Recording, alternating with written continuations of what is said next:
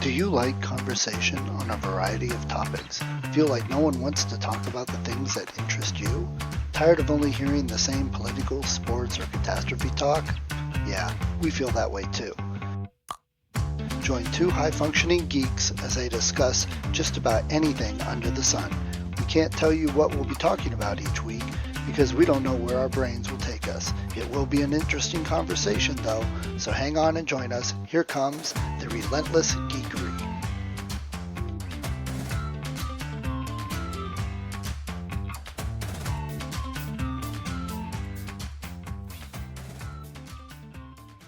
Exactly configured. And Yeah, do the hey. nowadays it's because I have a single port that I use my fastest USB for both the video and for my CD digitizing. Does anybody still do that besides me? Everybody buy it digitally online, but I still buy CDs and read the liner notes. And I keep finding good bargains. 5 CDs for $20 or something like that, $4 a CD. That's better than $1 a cut. And so A lot of the anyway, new stuff, they don't release CDs. It's just online on Spotify and whatever else. exactly. So, But also in defiance of that, they do things like release it on vinyl. You know yeah, what I mean? People that are missing the supposed warmth. Once you got sampling going on, audio files talk about, oh, it's just a little tinnier and stuff like that. And these ears have never been offended by whatever the CD thing is, that something gets clipped, some part of all that information gets lost, but it sure doesn't make it into MP3 level tinny. As long as you do Apple lossless recording and stuff like that, it sounds great to me. yeah. Maybe it's the quality of your speakers or the computer you're playing Well, it through, you the, know, and there's so many ways that you the can tech make has it. changed all digital, so it's kept up with bringing out all the, nobody would be upgrading and using it if each step it got degraded somehow and less sonic quality. Phil Exactly. Spector would be okay. Actually, I used to read many more like tech keyboard magazine and tech music magazines, and a lot of them failed. And so that's why I don't read them that much anymore. But there used to be big exposés almost about they started to make it so that every single song on the radio popped. That they voluntarily, when they clipped so that it all had higher uniform volume instead of there really being dynamics as to volume and stuff like that. And and so they showed here's what songs used to sound like, and there really was a wave pattern going, and here's what they are now, and they're all just pushing against that upper Right. level. And one Rush album in particular, they talked about whatever they did, either when they first put it out or when they re-released it, they had really butchered it in terms of sound quality, that everything was meant to be like an immediate blast on the radio where you have to pay attention. And I I I noticed even then that you had certain things that I can tell the clipping. You know what I mean? When there's something that should go like a certain instrument sounds correctly, or they, and you could tell that it was strained, that it was, I don't know that I have the musical vocabulary to describe it, but it's as if, I don't know, when you hear a trumpet and you hear someone playing with a bell in their trumpet and everything is muted and you don't get the full Right. range of wavelengths that comes out of a sonic instrument, that's what a lot of things sounded like to me. It was the 80s, the advent of MTV, the advent of digital radio. I'm not sure exactly what time period this was happening, but oh, I, especially when you're thinking like Rush, you, I think of them as a rock band, a loud band, but they had Oh yeah. dynamics to their album. They had delicate instrumental passages and acoustics and stuff like that. And yet, Sorry. Godzilla. And even then, go back, listen to any of the songs where Wakeman starts going off on the keyboards and stuff. You start get those songs are classically sounding. They have louds and softs and builds, and it's a story. Absolutely. Speaking of, thank you very much, Mr. Lead In. I went to see Rick Wakeman Yes, just that's right. Sunday night. He was fantastic. I've always loved seeing a one-man show where, if you think, did you remember seeing the Fame movie long ago? And they had the guy that he's in almost like a church setting, but he starts to build all the layers of his keyboards and stuff like that. And That's what Dolby did at the concert a couple months ago. that's exactly what I was going to say. I've seen Dolby was one of the ones I was going to cite. Him, Todd Rundgren. I've seen people that really, Robert Fripp, they know about Adrian Ballou. They know how to do that, where they can lay down certain things, get a loop going, add things to it, and the how much music, how much sound you can get coming out of one guy is an amazingly cool thing. A little bit weird if it sounds better with the band when there's interaction and stuff like that, but not really. If the guy, like Rick Wakeman in his case, he really did play huge music, like things from the Six Wives of Henry VIII or King Arthur, his famous solo albums. And but they weren't a single melody line. They're very overlaid with all the cool stuff's going on. And then when he's orchestrated them and did the big shows at the London Palladium and stuff like that, there's the whole orchestra on stage recreating what he had done by himself. This was some interesting combination of those two. And I've seen him many times, both solo and with Yes. And one of the things, we were in fourth row. We had really good seats because I'm part of the Kent Stage Cool Club. He closes his eyes while he plays, while he's doing these amazing, intricate things. It's just, especially, we've talked about this a little before, and I don't think I'm jumping around. I remember seeing Robin Trower playing beautiful guitar and never looking as his instrument. Some people still, they check their fingers on the fretboard and whatever else it might be, but he just leaned back and everything was off in space somewhere. And Wakeman did that too. He must have played these 10,000 times. He really knows them. Music flows out of him, but still to see something intricate, I guess it's like when you see Stevie Wonder or Ray Charles at the piano. They don't obviously see it, and yet they play beautiful music perfectly. And he had that too, that he just lost himself in the music. He did a really cool piece called Yes Sonata, where he took many of the things he had contributed to various different Yes songs over the years. And it's amazing. It's Roundabout, it's Awaken, famous songs. He took all those snippets and put it together into a big Like a medley. magnum opus. Exactly. And it's funny because not really a medley, because it wasn't like it went from one song into the other noticeably. It was beautiful classical stuff. And then you'd say, oh, that's from Tales from Topographic Oceans. So like a reimagining of all that put together. Exactly that. And he even, one of the cool things about these shows, it's the Grumpy Old Rock Star tour, and he's done those a number of times now. He doesn't just play, he talks to you in between the things and explains. He has fun stories about, like, this is what it was like to be in Spinal Tap, because some of Yes's experience are exactly what was captured for the Spinal Tap movie. But he also, it's different every night, that he has um, his catalog of things he's going to play, but the transitions he makes between them and like all the musical cool stuff he does to go in between. So it's not a medley where you start and stop and jarringly go from one to the other, that it all flowed together. And yet, you know that not everything has been in the same rhythm pattern, in the same key. It all still turned out okay. But it's funny, my phone hardly ever goes off while we're doing this. Let me get rid of that. There we go. Boom. So seeing how talented he is and how he just loves sharing in this way. You know what I mean? He had a grand piano set up as well as a rack of synthesized keyboards, and just it was a really great show. And if it's supposed to be his farewell tour, because he really is, he just had a double hernia operation. He like shuffled when he moved from one place to the other. So he's getting older, but this is a sad thing to think about. We've had a number of artists that like found out that they couldn't do what they had once done. Robin Williams, Keith Emerson, Richard Jenny, and they so much couldn't face that they took themselves out. And he doesn't have that yet. He hasn't gotten carpal tunnel in his hands. He hasn't lost whatever that beautiful spark is that lets you create music just effortlessly, it seemed. And so I'm glad that we still get to see him. I'm not sure how old he's got to be 70s going on 80s, something like that. And so much of that music we loved. And it's funny, there's a number of people in the audience, like they're supplying the vocals while he's playing. People can't help but sing beautiful things from South Side of the Sky or whatever else it might be. Right. You know what I mean? It just, we've had really good luck lately where we've seen shows that we know all the music. He didn't like, and here's something from my new album. I know that's a silly thing to be like angry about it. I want them to be creating new music, but we just saw a Burton Cummings show from Guess Who, and pretty much every single song, he has so many hits. He can fill 2 to 3 hours with all of these great things you've heard before, and same with Three Dog Night, and same with, Colleen especially loves it where I've dragged her to shows where I know the music better than she does. We went to see David Cross Band, who played on a couple of King Crimson albums, and they were doing the entire Lark's Tongues and Aspic album. And yet, the stuff he's done with his own band is not as memorable, maybe not as good. I don't know, I want to say that out loud. There's still great stuff going on.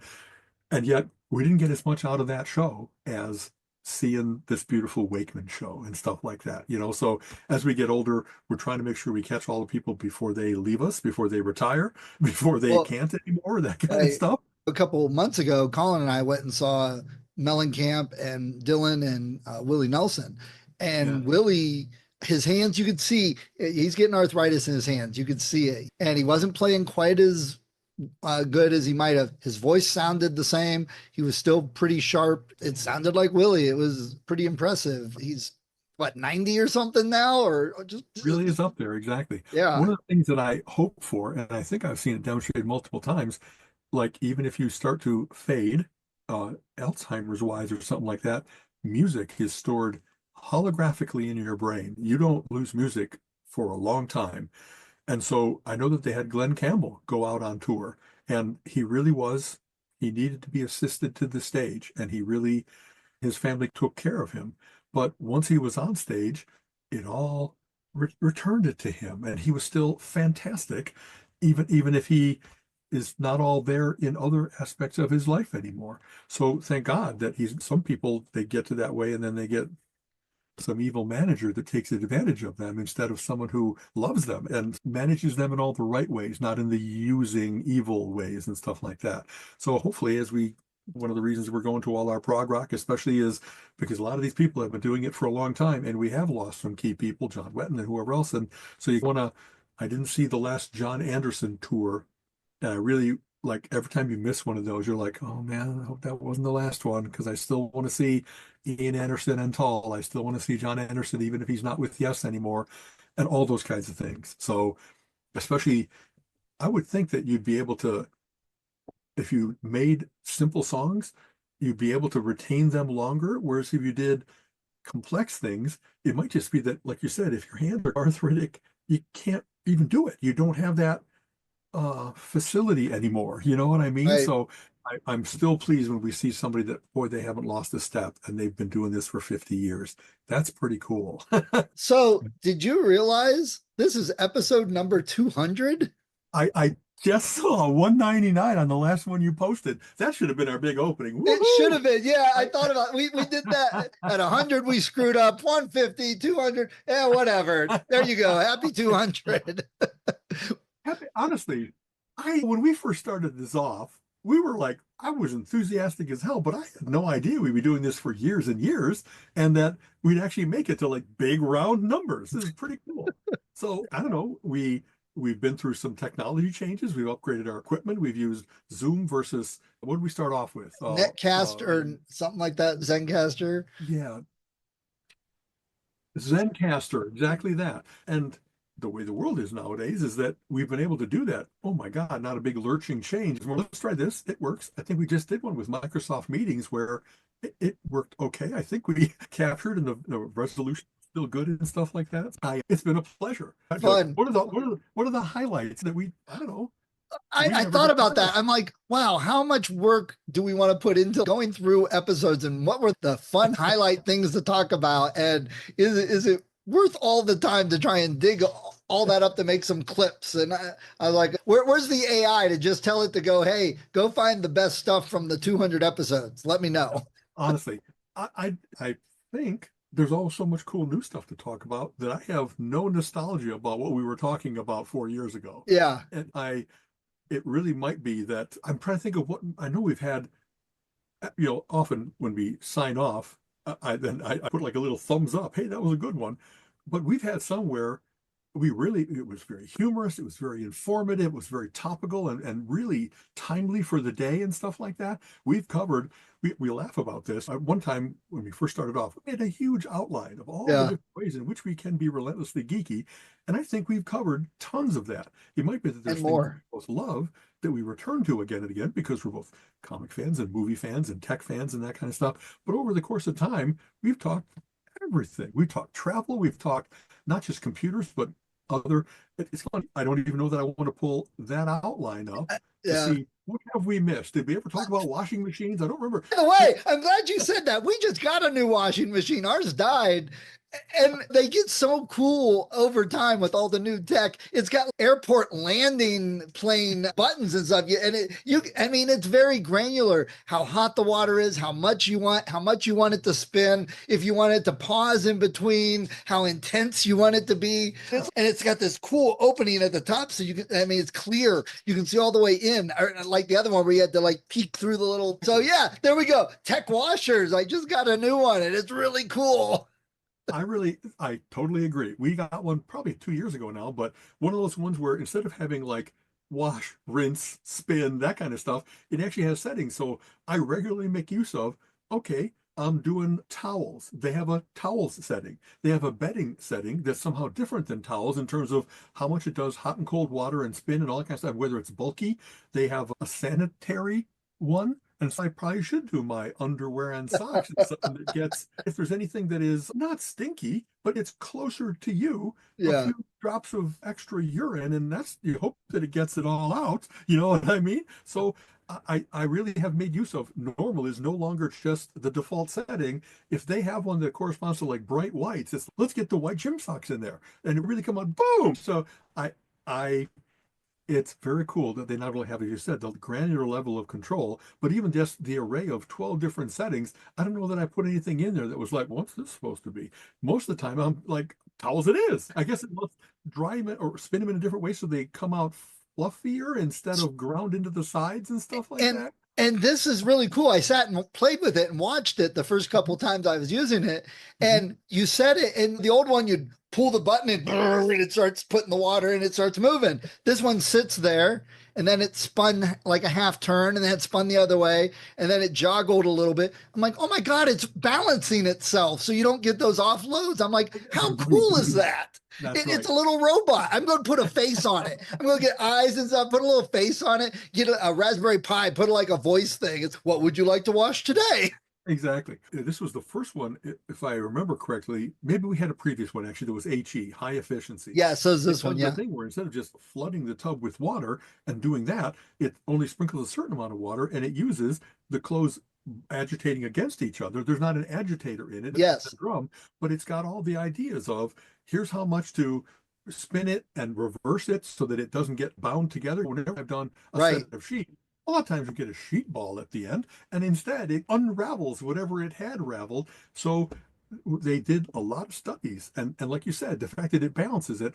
I've never been sitting here and heard it go goom, goom, goom, down in the basement. It's like, oh, I gotta go like, I don't think I put gym shoes in there. Oh, it's because somehow it got unbalanced and it stuck. You know? So yeah. So even the washing machines, they joked about Doom.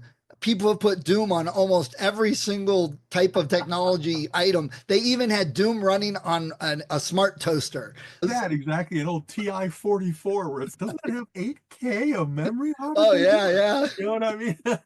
Not big. Somebody even did a homebrew for Atari 2600. They did Halo and Doom like on Atari. It's not using the old assembly language, but it's restrictions as to how the screen, so it works within the emulator, but they're using Unity or whatever, but they still keep within certain restrictions. So it could work if we really did, but dear God, who wants to program assembly? That's one of my very first jobs I was with Arthur Anderson and then Pete Marwick, back when there was a big 8 set of consulting firms, and we had a whole practice that was taking old assembly code and making it into COBOL and rescuing people from, we got one guy left in the company that knows how this works, and we're a huge bank and we can't go down this way. So they really were trying to get those kind of ossified assets to become a little bit more lively and maintainable and stuff like that. Yeah. So having fun with my new washer. There we go. Episode 200 about washing machines. You didn't think we'd get there, folks. It took us 200 episodes to build up to the washing machine episode. It's funny. How did I find my washing machine? I think I love Consumer Reports and other places like that. And nowadays they really do have the Choosinator that we've laughed about. How I got it was always they did that multi-factor analysis and they said, here's the trade-offs. Here's the one that's really good for the money. Here's the one if you want the top of the line. And my theory is always, I don't want to have the top of the line if I can get 90% of the functionality for half the cost. And so that's been like a guiding principle for many things in my life. And so we picked out, I think I have a Samsung or an LG. The certain invaders from the East have done a great job of saying what's the right way to do this kind of washing machine, and if we do it right, it doesn't have to be that there's only Whirlpool and Maytag that kind of cornered the market, but they started like the American car story. Are we going to make better cars? No, but we're going to change the fins every year.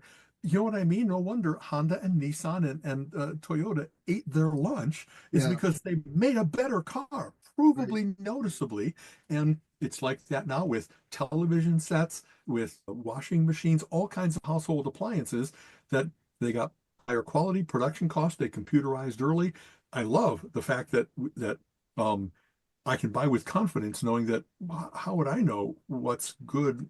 I don't live in South Korea, that kind of thing. And yet they get all these things in and they do all the testing. And it's, here's a fantastic feature like top load versus front load. Here's why you might want to do that kind of thing.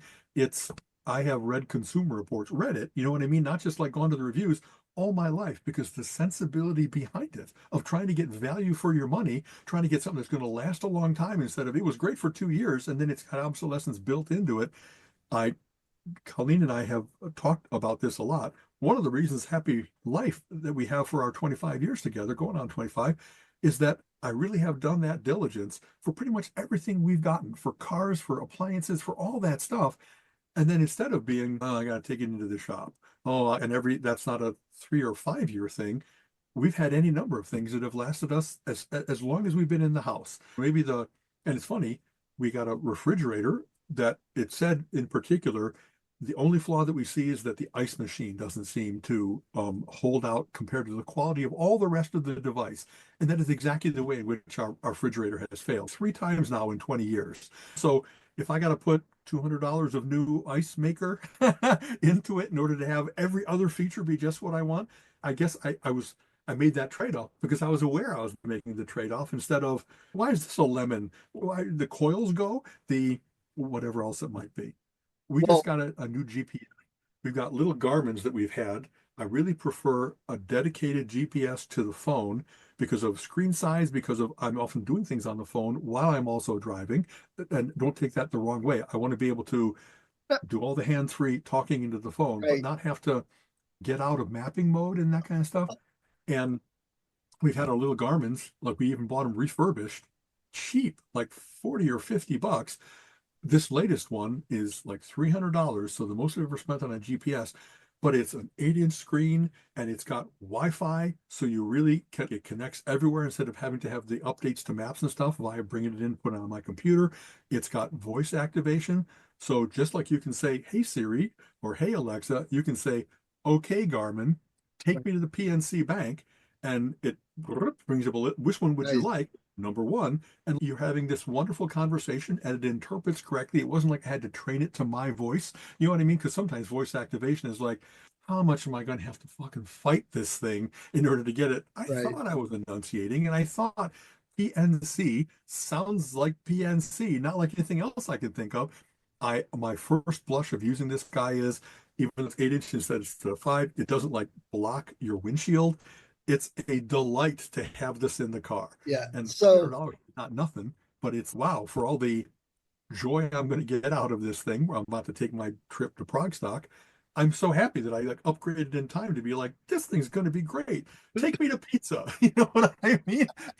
Take me breakfast sandwiches and we'll see what fast food I have around me. A little bit of scoping out beforehand to find out I like in my map head, so knowing where I am and what things are around, but it'll just be so convenient. If ever I'm getting low on gas and I don't know where there's a gas station, the fact that you can say, okay, Garmin, take me to a gas station, and in seconds, it's like right. I love.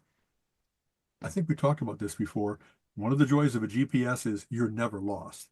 We used to take road trips where we really would print out from MapQuest or Google Maps or whatever else it might be, and then you still had to like look at the map while you're going. It was often the Navigatrix. He'd be the one that was running things while I was driving.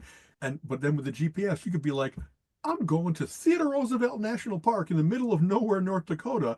But with the GPS, I know I'll make it. I'm not going to end up in the Badlands going, we're going to die. I don't have enough water. So real quick with the washing machine, ours was 16 years old, and the guy said, "Oh, that's pretty good. We only expect them to last 7 or 8 years." And I'm like, "Hold on, you plan on them to fail in less than a decade and you want to charge that much for it. Yeah.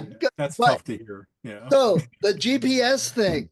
Mhm. So our Mazda has a little screen, and when you plug your phone in to the USB with cord, it pops up with Android Auto automatically, and it's a split screen. So I've got my music playing, I've got my map, and I can talk to it and say I want to go here, and it pops up. If I want to send a message, I go, "Hey Google, send message to Alan," and it says, "What would you like to say?" And then I say it, and this is what you said.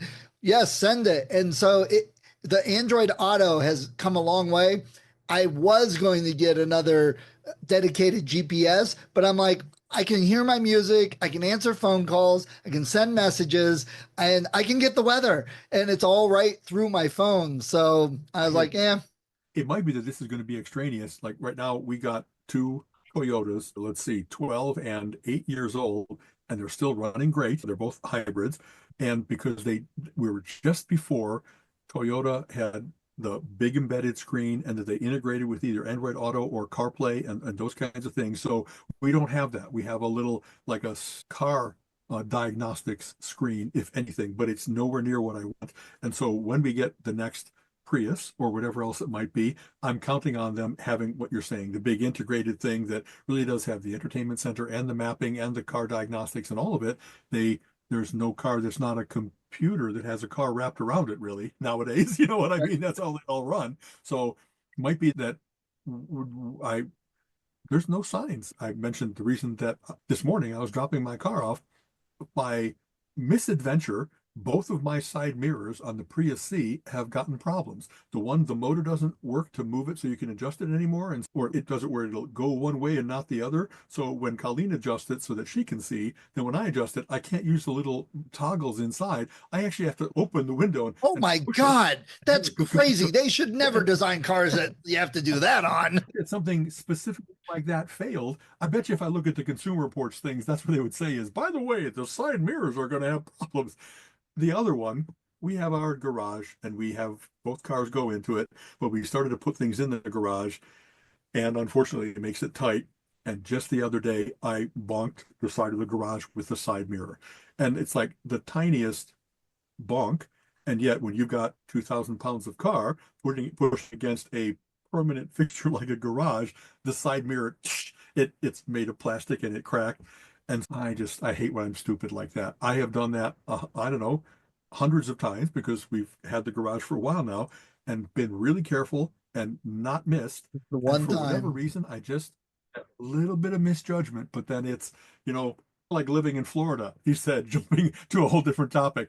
Like if the penalty for failure is high, you really have to get good at not letting that thing happen. You know what I mean? Oh, so every I time that I see someone that's my back into family. a parking spot and they don't know how to do it, man, before you commit to this, whatever asshole signaling you're doing by being the guy that backs into a parking spot, even not parallel, but like angled parking where you're wrong in how you're coming out, get better at it. Don't make me wait while you give it 3 tries, you ass. But I digress.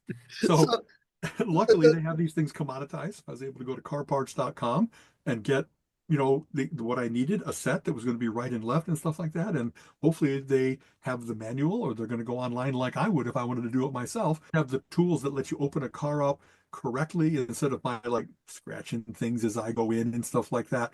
But I'll have the life of my Prius C has been extended because now instead of they're both compromised and they still work but not, and I really don't want, I just want everything to work. I just want it all to be safe. So and a lot of those nowadays they fold in when they hit stuff, or you could even hit a button and it goes and pulls it in. I noticed that we have the ones where like sometimes in the car wash, it moves them forward or backward to whatever their limit is of adjustment. And in this case, it folds in like this way. It doesn't do as much that way. And because I was backing out, that's Right. why it only had a certain amount of give to it before it. You said that I hate when I'm stupid, blah blah blah. My family, my thing is, hey, anybody seen my glasses? Anybody seen which okay, now it didn't used to be that way because I used to wear glasses all the time. Okay. But since I got the LASIKs, I don't need it for far away. I just need it sitting at the computer and when I'm reading. And I'm just so bad with 50 tabs open in my head of going, oh, I got to go do this and taking them off and just setting them down. No matter where I'm at, my brain doesn't even recognize I did it. Anybody seen my glasses? But I've gotten really good at programming myself, triggering my computer glasses. If I get up from the computer, I take them off. I Right. don't come Leave out them and where the grab them. purpose And, is. yeah. Exactly. So yeah, I it never put really my is a glasses. struggle. It's funny. Colleen is more like that. She tends to put things down when she's done with them, not put them back where if you wanted to find them, put them in the place that they belong. And I'm really good about that. My very organized German mom was really good with a place for everything and everything in its place. And I never lose my keys. I never lose my glasses. And actually, can't say never.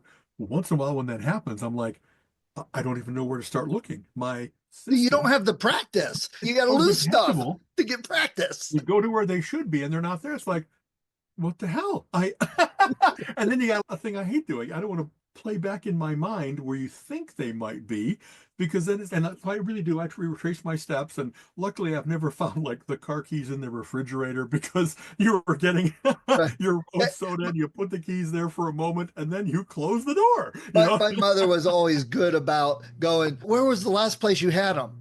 Yeah. If I remembered the last place I had them, I wouldn't be looking for them. That's right. That's right. So I've been a hero for Colleen a number of times because she really she gets beside herself. You know what I mean? Oftentimes when you're looking for it, when you got to go and time is tight, and she's not silly. She's not emotionally crazy, and yet I want to spare her the nice start to a nice date being frustration. And so oftentimes I'll say, what did I see her doing last? And then I'll go look in those places of she was putting on her shoes, but in a different place. And oh, that's where it was. It was on the dresser instead of down by the, and whatever else it might be. So in fact, first time that I ever came to visit Colleen, I was already working out in California doing my .com things, and I came to visit her for New Year's Eve. And it was a terrible winter, so it was like I cracked ice off of her driveway, and all the neighbors are like looking out the windows going, this one's a keeper. He's actually doing man things out there with a, and she lost her keys for a moment. And we were going to go to New Year's Eve at a comedy club. We started our fun patterns off early. We so much couldn't find her keys that her younger brother, what am I saying, came and gave us a ride. And so that worked out okay. But then the next day, I really was like, all right, Sherlock Holmes, play it through. Where could they be? And I found them, they had fallen off where she usually keeps them into a closed umbrella. And they were down in the folds of it. And unless you upended the umbrella and chunk, they came out. And when that happened, that little tunch on the ground, the first time ever, maybe I think not only her, but other ladies do this. They make this cutest little, where they're just so happy and so relieved. And so I couldn't have scripted this better with being like, okay, you're auditioning to be a guy that she'd like to be with and stuff like that. And I just had a chance we went out for a nice dinner and comedy show. I found her keys. I scraped her driveway. I really was like, thank you for this opportunity, world, because I am willing to do these things. But when you get a chance to demonstrate that you're smart and you're strong and you're a good planner and you're whatever else it might be, I can't go find a mastodon and drag it back and saying, see, I am a good provider. Over the head. You know? Look at this really cool line of code I made for you. We've laughed about this. When I have tried to explain, here's a fun story actually. Got together, we went to visit my younger brother. My parents had a very cool Viking ship wood sculpture that they hung on the wall in their house. And I thought it's wonderful. It's very distinctive. It's very cool. Both me and my younger brother really like it. And instead of it being, who gets it, we split time. He gets it for half the year and I get it for half the time. So there's a hostage exchange that goes on with us coming to visit. So we came to visit, and his son, Nick, is a computer guy doing a different straight coding than me, but he does graphics for video games. And he's the one that did Hogwarts. He's the one that you can see his name in the credits. That's exactly correct. And so I asked him about what's his latest gigs. He has had both jobs and consulting assignments and stuff like that. And And I don't know that he gets a chance to talk about this with a lot of people, nor do I. So we really had a very cool conversation. And generationally, it's very cool to be able to be a little bit, oh, back in my day, but not in a jerk way, in a more like appreciating that things have changed. But he's good at it in a way that I used to be good at it, in that hungry 25-year-old way and stuff like that. And some part of what I often say is, why do I love it so much? Because it's big puzzles. And I love solving puzzles like that. I love creating order out of chaos. I love, here's all the ways in which it could go wrong. And one by one, I slew all the dragons. And now it's really stable for the user and that kind of stuff. And he said, one other time when he was first looking at going into this field, I had said some of those similar things. And he said, yeah, I used that in an interview and it's what got me the job. How cool is that? Like that, creating order out of chaos. If you're looking for what's deep inside someone, he had that, he felt that too. And I expressed it well and so how cool that I was able to help him a little bit. Of course, it's his competence and it's his diligence and everything that gets him the job and keeps him the job. But for that little throwaway line, it actually became handy. How cool is that? Very cool. So, yeah, I'm glad because I've been keeping an eye on that Hogwarts game and it's just been shifting. They announced a second one and it's really cool because the first one I haven't played yet. I haven't gotten it, partly because I haven't had time. So I'm like, why spend $40 and then it's going to sit for 6 months? Sit on the shelf. Exactly. Yeah, I'll wait till I'm about ready and then see what sale they got then. But they announced they were going to do a number 2. And they announced it was going to be online. It was going to be massive multiplayer. It's going to be this, that, and the other thing. And the community had such feedback of, no, we don't want that. That's not what we desire. We don't like that, that they went, oh, okay. And went back and they're doing a number 2 similar to number 1. So I thought that was pretty cool. How interesting is that? Yeah, that could be. That's a pretty standard trajectory, is to go multiple player online and everybody gets to be parties and there's guilds and the whole thing that they've done with World of Warcraft and there's probably 5 big games that are like that now, Skyrim and whatever else will write me, but that they actually listened, that they didn't say, hey, we're inflicting this on you no matter what you say, don't worry, you'll learn to love it. How cool is that feedback actually led them to change kind of business direction? The other problem is with the current one, it can stay in the digital store for years and you could buy it and play it because it's single right there. Whereas when it's a multiplayer, if it doesn't do well, they could kill it after 6 months and drop the servers and, oh, I never got to play it. And that's the one thing I really hate about the current video game landscape. Okay. I laugh about this. I try all kinds of things all the time, but I also go back to good old games and say, I wouldn't mind trying Ultima one more time. And sometimes they've done little upgrades where $2 graphics or something like that. But I don't mind the old turn-based, a little clunkier, but the plotting was good and the variety of monsters and treasures and armor, all that kind of stuff was just what I wanted in a dungeon crawl, that incremental advancement, that exploration. I love mapping. Who knows what that is in my psyche, but there's something very satisfying about, you have a 10-level dungeon and you have every single floor mapped out. I think just because you did it when you were younger and it was such an enjoyable experience, the overall experience. The mapping itself may not have been the best, but it's associated with that. When you go back to the mapping, it's like hearing that favorite song. It triggers it. That's really true. Boy, I could probably still I could break into Bard's Tale like right now. I'm sure that people have that with Final Fantasy. They have that. Some of those soundtracks are really quite good. Yeah. And in fact, GOG sells them separately. Yes, exactly, where they have a standalone life. But there really is they were very good then about using music to create the atmosphere. So here's the traveling music, here's the danger music, here's the combat music. You know what I mean? They were really good about that kind of stuff. So I love the fact that all kinds of craft went into it, not just the computer aspects of it. You know, so one of my video game purchases recently, two years ago, was Atari's 50th anniversary. And they came. So it's got the whole package of 100 games or something? Well, yeah. They came out with this.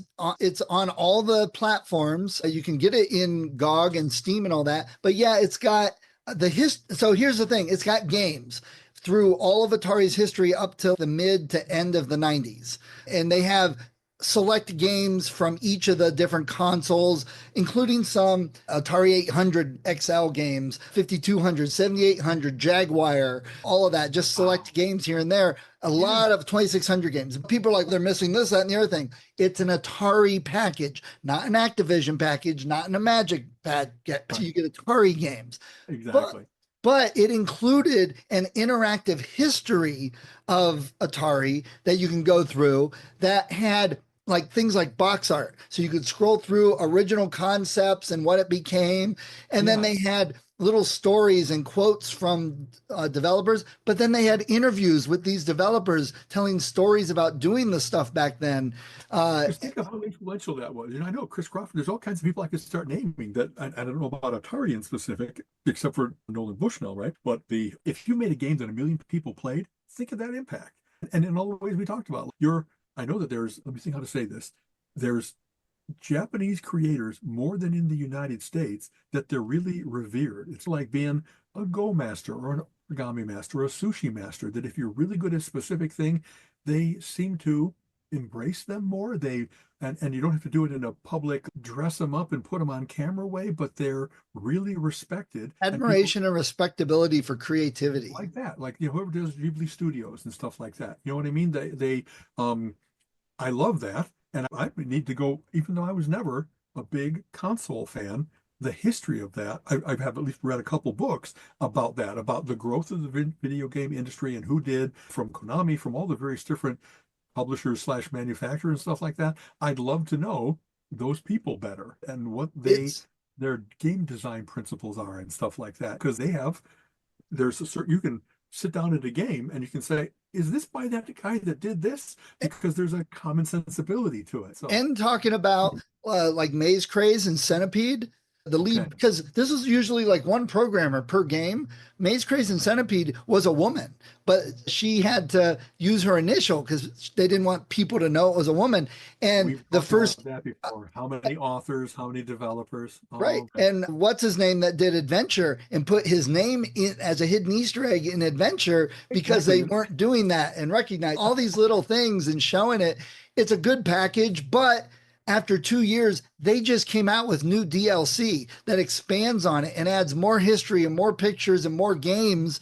And there's another one planned for next month. So I ordered a package that was both of them. So I don't even get the next one until next month. But all that I lived it. I remember those games and I can play most of them again. Exactly. And games I never got. A couple times now where when a game comes out with a whole bunch of different extensions, I eventually will get the treasure chest version, like the Diablo or something like that, because if you can play those old games with the new engine and they've all been updated so that it's all compatible, it's really cool to be able to revisit the first version and be like, okay, I think I still remember where everything is. Boy, this looks great. This looks much less pixelated, much more, it flows smoothly and that kind of stuff. I don't know if sometimes it'll be like, I wonder if I can get through this in one sitting. You know what I mean? You start off like a Friday at 9 at night. Colleen and I had our dinner and watched our movie and whatever like that. And then, okay, hon, I'm going to go disappear. I don't know if it's going to be an all-nighter, but there's a joy of returning to what you're familiar with, but you're not guaranteed success. There's all kinds of things that can still kill you or that you can get trapped in the dungeon or whatever like that. It's very cool to return to those things with your wiser self and still see, what's the fastest way I could run through here? I hardly ever do that because I tend to be the guy that explored everywhere instead of trying to get to the main goal. The journey is the enjoyment. Exactly. So whoever has that job, I always thought I'd love to do that job of put together the Rhino box set of this particular musical artist or put together the video game box set of this. You know what I mean? That must be very cool to capture the history. If the guy's still alive, go interview him, go talk to him and say, is there anything that you have left undone? And then he's like, yeah, but luckily because I created this create your own level feature, people did a lot of the things that I thought would be really cool, but I just never had the time to do. Once you open up to the world, like Legos, there's all kinds of Lego people that can contribute, not just what you had the time to do. Right. So I love that stuff. And like you said, You know I've what I been mean? I've been finding myself buying a lot of the old games as complete packages. Games I didn't play a lot of, Castlevania and Mega Man. They were on sale. Okay. It's like the first 8 Mega Man games for $4.50. I'm like, that's a no-brainer. I was just going to say that. Luckily, this isn't, hey, we really did it up. I was just the Rick Wakeman show. A version of Yes Sonata on vinyl, $50 or $100 signed. And it's, oh, Rick, I would have bought it for a reasonable price. I don't even listen to vinyl anymore. And I might have bought it to pull out the old turntable. And yet, nah, whoever's managing you that did this little kind of price cash gouge thing, I wish you hadn't done this. It Yeah. makes me think bad. So many of the things you've talked about, I really did just buy the Bard's Tale like 1 through 5, Yeah. and it was like $22. You know Yeah, what I mean? the Like newer every ones are one of those definitely games. different. They're 2.5 perspective and they You're have exactly lots of right. fetch quests. I don't know. It feels completely different group. Wasteland, I got Wasteland, the old one that I used to play, and they got 2 and 3 out now. And the outer space one, Elite. They had a new version of Elite, but I have Laura Croft, Tomb Raider 1, 2, and 3 just got remastered. I You didn't know, know that. See, honestly, so many of these, like even if I never played them before, now I'd be like, I have time. I don't know that I want to be only a video gamer. I want to read my comic books. I want to go to movies. right? I want to be with Colleen. You know what I mean? There are there's those parts something of my life. there's something Yeah. about that 90s era of adventure game that I love. Even with the older looking graphics, something about the playability, the way it plays, Yeah. that there's something in there that just clicks with me. So Tomb Raider, and there was an Indiana Jones one that I love. I like that PlayStation 2 era of these things. Exactly. It's funny.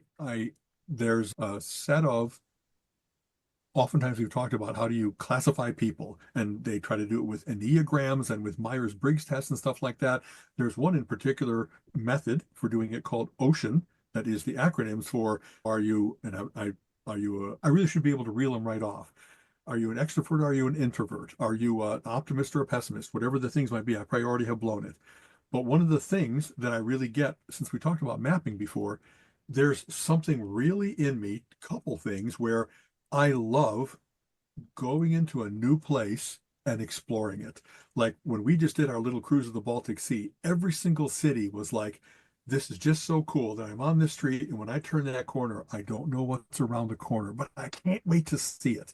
So whatever that thing is of being about exploring, about widening your world, building your map, it's in me, not just in games. You know what I mean? When we there, I'll have to next time I'll bring this picture up. We went hiking all over Utah. They have multiple national parks and they're so wonderful. Arches and Canyonlands and Grand Escalante and that kind of stuff. There's one in particular, if I remember right, for Arches, where you have a parking lot, and the first thing you do is go through this big cleft, and then you come out into the valley, and it like this vista, this expanse. And I was like hopping like a little kid, going through this cleft to be like, I just can't wait to see what's through here. I can't wait to get to the other end of this. Whatever that is, of you need to know what's on the other side. I would have been Kit Carson exploring and mapping for the pioneers. I would have been maybe Christopher Columbus or any number of the great mariners, because there's no monsters. And maybe I'll make it to Kai Tai and get some spices. No, there's a whole other continent in the way, and you'll find that out. Sorry, you died of dysentery. You died of this, and that's the thing too, is you got to learn to be self-reliant if you're going to be out there in the middle of a thing. And okay, that's a noise I'd never heard before. It was a big growl. Have I met a bear of that size before? But and just don't eat that mushroom if you don't know what that mushroom is. You know what I mean? Mapping thing and that exploring thing, they're really strong in me. So many of our vacations, a lot of what we're trying to do now in retirement is we haven't been to every national park. We haven't been to so much of Europe. And luckily, Colleen is right there with me. She loves that newness. Like we have something, we're not like that about everything. We have certain restaurants that we love going to. Aladdin's, always good, just what we want, right price. So you go there a lot. You don't have to keep trying. So I don't have that for, some people have it for wine or beer. It's an infinite thing once you get into that, that you'll always be able to find a new vintage and a new import and whatever else it might be. So it's not about that. I like trying new food, but I'm not obsessed and almost, at least I'm not even focused on it. But when it's presented, I never had crayfish before. I'm in. Let's have some crayfish. There's just something very cool too. I have no idea. That's not true. You always have a little bit of idea. Crayfish, so it's like a mini lobster, but it's in the marshes, so maybe it's going to taste muddy. You know what I mean? And so you compare your expectation to your reality, and even that is its own kind of cool thing. Oh, whatever that is about not trying to get to the same right away, but always being about trying new things and exploring a little bit. It's in video games. Yeah. I have reread very few things, maybe because I have a good memory too, but there's always a new book to read instead of rereading an old one. Now I've done it a couple times where I was like, wow, I'm a different person from 65 than when I was 15. I'll get a different thing out of this book from my young, ridiculously uninformed self compared to who I am today. But there's other things like, wow, every time I buy a whole new series and I just discovered this and there's 10 in it, there's something just viscerally cool about, I got 10 cool adventures to look forward to. They're going to build the characters, they're going to explore the world. There's all kinds of great quotes about that. That if you're a reader, you have 100 worlds to live in, you have 100 lives to live and stuff like that. And that has always had a wonderful appeal to me, comic book wise and stuff like that, to be able to speculative fiction, go to not just places on our world, but other worlds. What would it be like to live on an ocean world? What would it be like to live where the gravity is less? And all that, it's just whatever those mind experiments are and stuff like that. I really love the people that are good at capturing that and sharing it with others. You know what I mean? First time I started reading the Game of Thrones books, it's called A Song of Ice and Fire. It wasn't called Game of Thrones then. As he built this world and introduced these characters, I just was like, you're really good at this. I can't wait to find out what's going to happen with this person and this situation. And oh my God, that's a huge betrayal. How do you come back from that? You know what I mean? He was really good at, and that it's not just one through line, that there's all these, if you're writing kind of a generational saga or a multiple competing forces type saga, it's very cool that he's able to jump into the minds and voices of all these various different things, and you can start to see how they're going to intersect and how they're going to collide and how they're going to. I love that world building type thing, not only in, hey, describe more plants and animals, but in there's whole cultural differences, there's whole history difference, and there's just something very cool to someone that can say, this world isn't enough. I'm going to go create my own. You know what I mean? It's funny you say George R. R. Martin because I've got a large bunch of old pulp type magazines from the 50s, 60s, 70s, fantasy, analog, Asimov, some I've never heard of. And I pulled out a few fantasy ones from the 60s, 70s that I'd never heard of. Oh, look, a story by George R. R. Martin when he was probably like 20 years old or something. Exactly that. They've come out wonderful collections. Like they're collecting all the creepy and eerie and vampire elements. Colin's been getting those. And you get, wow, that's early work by this artist and this writer. You know what I mean? Like early Bernie Wrightson or Frank Frazetta or something like that. And they're fantastic. They were already incredibly talented back then, but they weren't yet who they were going to go on to become. So there's an interesting, wow, a little 4-pager. You know what I mean? Just a taste of how good this is going to be. Whenever people first saw that published, they must have been, where'd this guy come from? He's fantastic, and I've never heard of him before. Right. Now everybody has heard of him. You know what I mean? So speaking of, did you get an issue and try out Absolute Batman yet? The new one? No, and I went out, so I think I mentioned, I had really good luck with a place called M&M Distributors. It's a comic place that you buy through the mail online. They get delivered double boxed. Everything always arrived very mint. And I started to fill out an order form. And then you saw the price. But they're really good. They're like a 40% discount and even 50 on many things. So a $4 and a $5 and a $6 book come down to $2 or $2.50 or whatever else it might be. But I quickly came to the realization that the completist that I once was, it's still going to cost me like $500 a month. And I don't think I can do that. I don't want to do that. I don't know that I'll read everything. So then I was like, how about if I just did Marvel and DC? And this is so much, I wasn't like this before. I don't know that I really believe in only the top 2 or even 4, 5, 6 publishers. I loved the indie stuff where someone broke away from them and went to Top Cow and did exactly the series they always wanted to do, or IDW, or when we can, there's all manner of, I'm very happy to see, I've been out of the industry for buying for 15 years, and some places have survived well. They're still Archie coming out, maybe not from the original publisher, but that kind of thing. So then I was like, okay, now that I've seen how much it would really cost me, I'm going to give up whole swaths of stuff. I like horror as well as I like superheroes, but they've really, whoever does Grim Fairy Tales, they have one of those things where now there's 6 titles. And wow, I can save myself $50 right there by not, that's not true, 30, by not buying these. And so I'm going to winnow it down to where I think I can handle it. And this is going to, all right, listeners, how crazy is that? I'll go 300 instead of 500.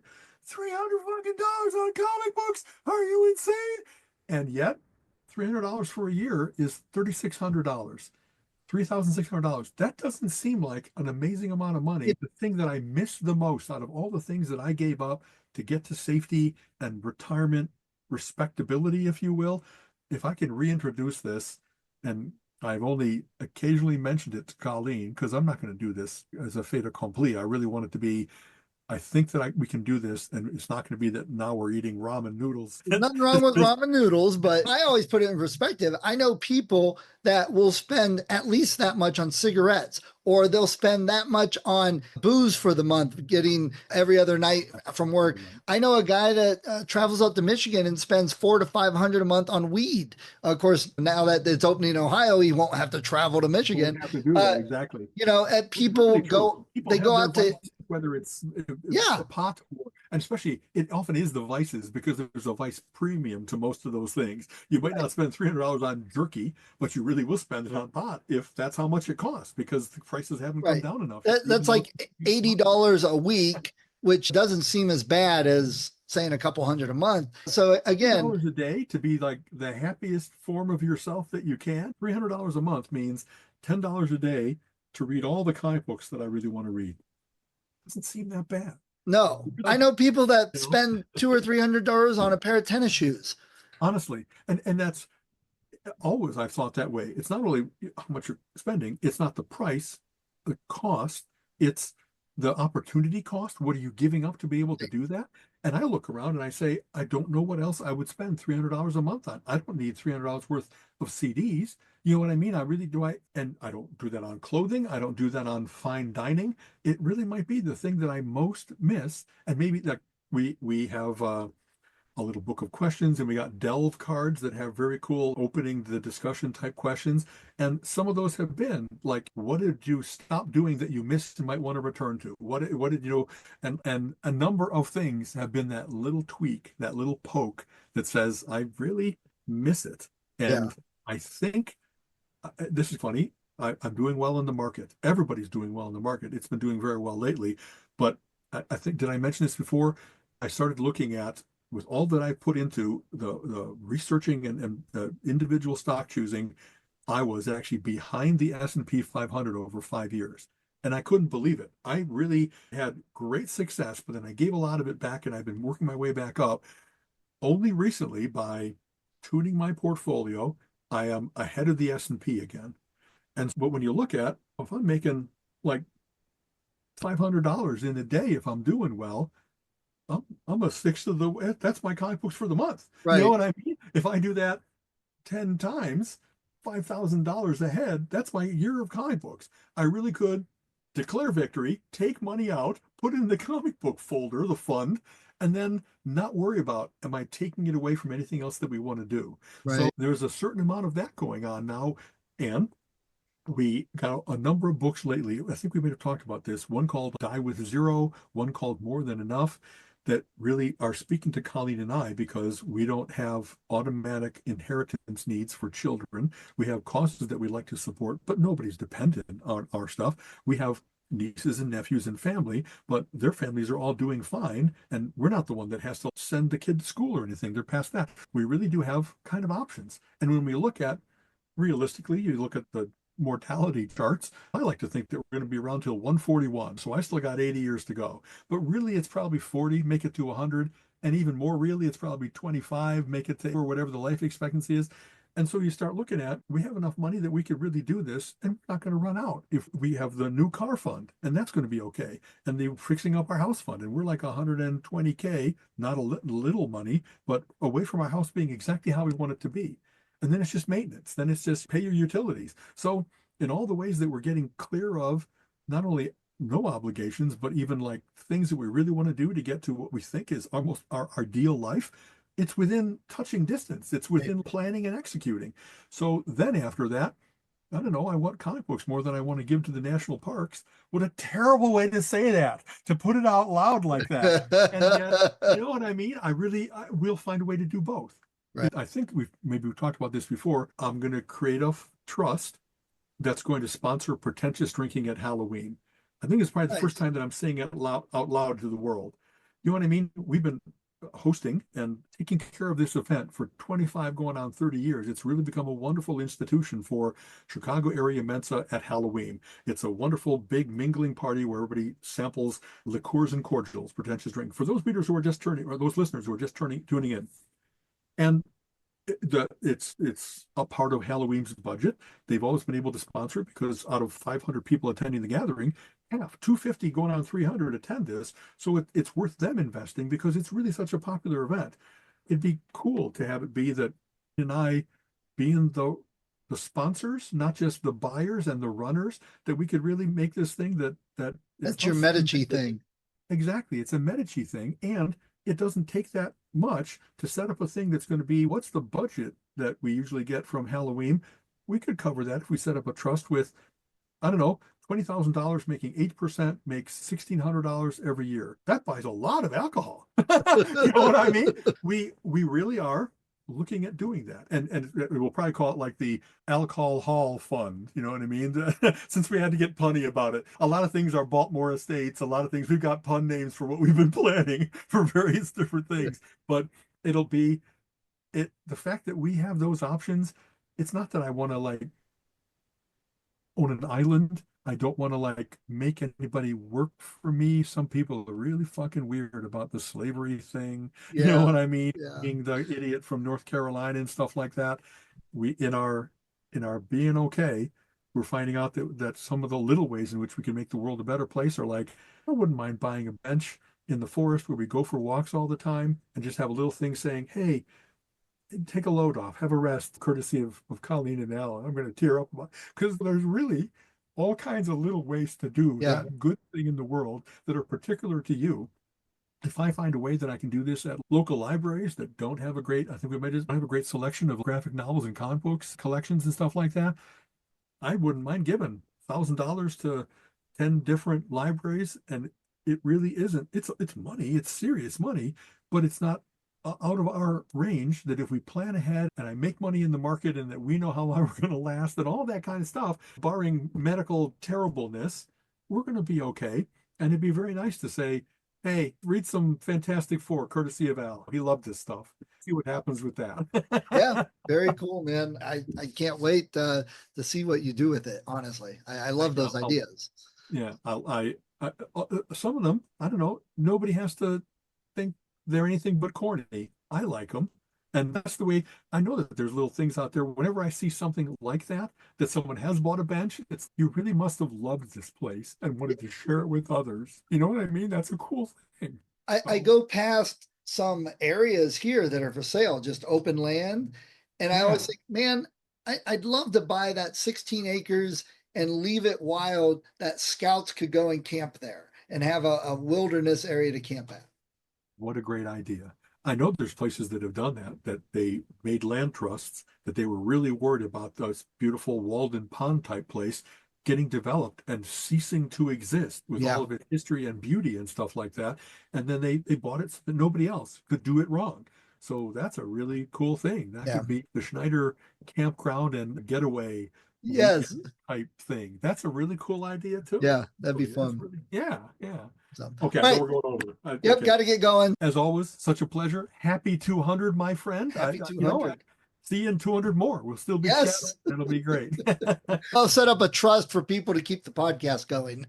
There we go. Exactly. All right, later, man. Okay, bye-bye. You have been listening to the Relentless Geekery podcast. Come back next week and join Alan and Steven's conversation on geek topics of the week.